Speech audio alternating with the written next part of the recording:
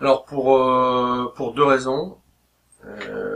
La première, c'est pour me permettre à moi de voir mon métier d'une autre façon que celle que j'utilise depuis le début que je suis formateur.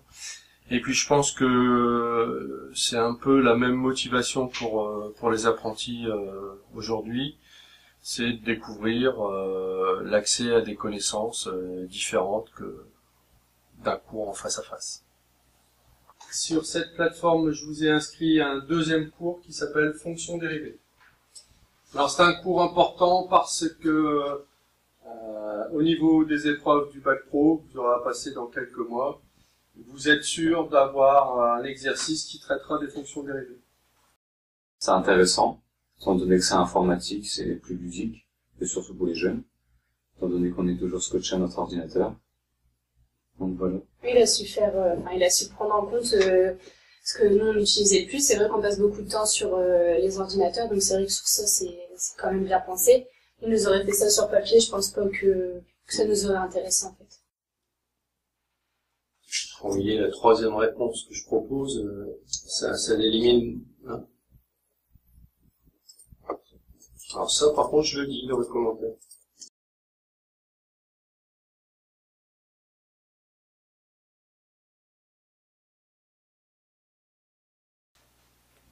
Alors pour mettre les cours sur la plateforme, il a fallu concevoir une espèce de film, scénariser le cours en utilisant les outils informatiques classiques, hein, diaporama, voire même montage vidéo, prise audio. Ça a demandé du temps, mais dans la mesure où le résultat est intéressant, je suis fier du cours et je pense que les apprentis le ressentent et le suivent avec d'autant plus de plaisir. La suite de ce cours, c'est vraiment quelque chose de nouveau. Hein. On n'en a encore jamais parlé des fonctions dérivées. Et vous pouvez être sûr qu'au bac, vous aurez à traiter des fonctions dérivées. Donc une partie des commentaires ont été enregistrés. Voilà pourquoi je vous ai demandé de ramener vos casques audio pour pouvoir écouter le cours qui va défiler sur votre écran. Les avantages, c'est que c'est sur PC et qu'on peut avoir tout à portée de main, étant donné qu'on peut se connecter chez nous, au CFA, même sur notre smartphone.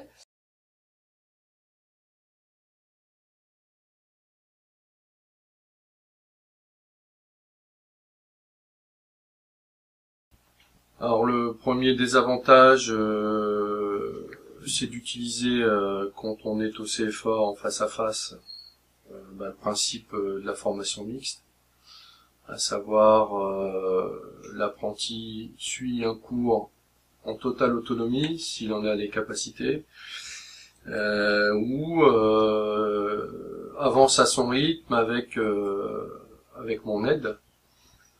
Et ça lui permet aussi de retravailler ce cours quand il n'est pas au CFA, en sachant que il a la possibilité d'y accéder à n'importe quel moment et dans n'importe quelle fréquence.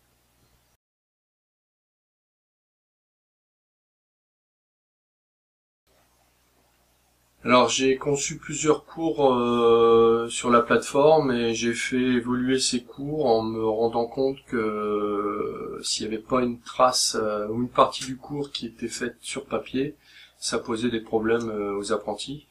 Donc j'ai créé des fiches que j'ai appelées fiches de validation qui permettent à l'apprenti de répondre à des questions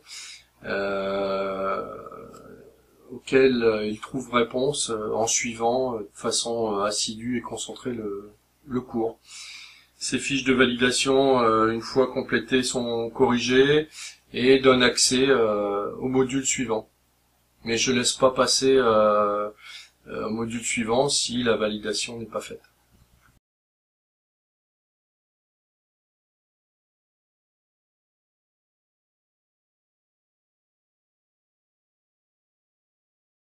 Alors ce futur, tout dépend de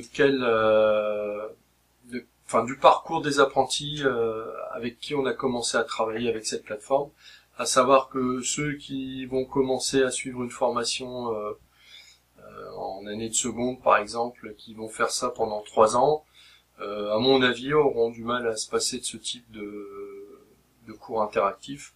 Pour les autres, ils l'auront découvert pendant une année et j'espère qu'ils en sont satisfaits.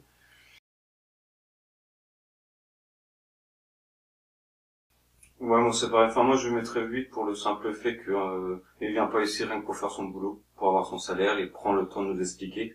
Puis bon, on lui a rien demandé pour qu'il fasse une plateforme, c'était par lui-même. Il s'est investi tout seul. Ouais, voilà, il s'est investi, c'est pas qu'un prof classique. Ce qu'il faudra pour que cette plateforme ait un futur, c'est qu'on puisse y mettre le maximum de cours.